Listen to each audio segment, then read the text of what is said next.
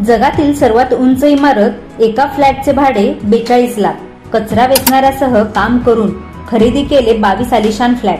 जर तुम्हाला real estate मधील व्यवहाराबद्दल संपूर्ण माहिती हवी असेल तर आमच्या चॅनलला सबस्क्राईब करा आणि नवनवीन व्हिडिओ अपडेट्स मिळवा. सबस्क्राईब करा आणि तुमच्या रिअल इस्टेट नॉलेजमध्ये भर घाला.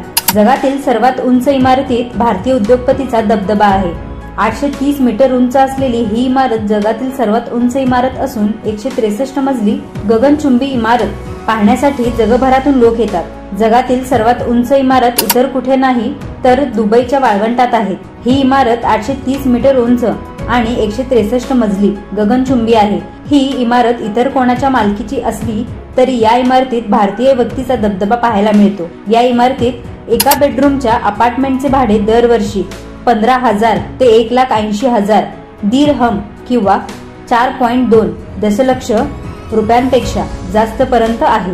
या भारतीयांकडे इमारतीत 1-2 नाही तर 22 फ्लॅट आहेत, ज्यामुळे त्याला बुर्ज खलिफाचा राजा ही पदवी मिळाली आहे. बुर्ज खलिफाचा राजा कोण?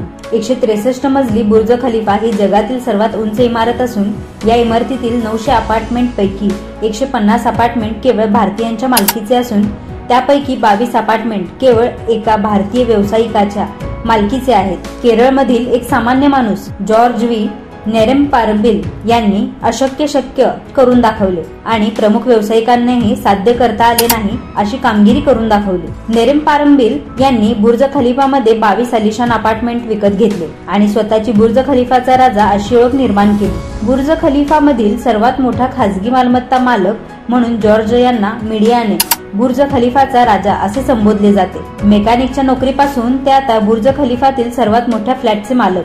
भारतातील दक्षिणेकडील केरळ येथे जॉर्ज यांचा जन्म झाला आणि लहान वयातच आपल्या कुटुंबाचे पालन पोषण करण्यासाठी 11व्या वर्षापासूनच छोटे मोठे काम करायला सुरू केले. जॉर्ज जे कधी काळी कॅश क्रॉपचा व्यापार, वाहतूक आणि मेकॅनिक म्हणून काम करायचे. कापसाच्या बियाण्यांपासून गोंद बनवण्याचा व्यवसाय सुरू केला. याशिवाय त्यांनी कचरा विक्रीचे बिझनेस मध्येही हात आजमावला, ज्यातून त्यांना मोठा नफा झाला. दुबईपर्यंत प्रवास. जॉर्ज यांनी 1976 मध्ये दुबई गाठली आणि तिथे संधी ओळखून दुबईत एअर कंडिशनिंगच्या व्यवसायात उतरले. तिथे यांनी जिओ ग्रुप ऑफ कंपनीची स्थापना केली. सुरुवातीला त्यांना अनेक अडथळे आले आणि काहींनी त्यांची थट्टाही केली. एका नातेवाईकाने थट्टा मस्करीत म्हटले की ते कधीही बुर्ज खलिफाची पायरी चढू शकणार नाहीत. आपल्या घरातल्या व्यक्तीचे हेच शब्द बाणासारखे त्यांना लागले आणि इथूनच त्यांचा खरा प्रवास सुरू झाला. बुर्ज खलिफात 22 फ्लॅट्स खरेदी केले. जॉर्ज यांनी नातेवाईकांच्या शब्दामुळे इतकं वाईट वाटलं की त्यांनी बुर्ज खलिफाची पायरीनं एक फ्लॅट खरेदी करण्याचा निर्णय घेतला. त्यांनी बुर्ज खलिफात भाड्याने दिलेल्या अपार्टमेंटची वर्तमानपत्रात जाहिरात पाहिली आणि 2010 मध्ये फ्लॅट भाड्याने घेतला. तिथे राहताना त्यांनी 1-2 नव्हे तर 900 आलिशान अपार्टमेंट पैकी 22 अपार्टमेंट विकत घेतले. जॉर्ज यांची संपत्ती किती? बुर्ज खलिफा येथे घर खरेदी करणे सोपे नाही.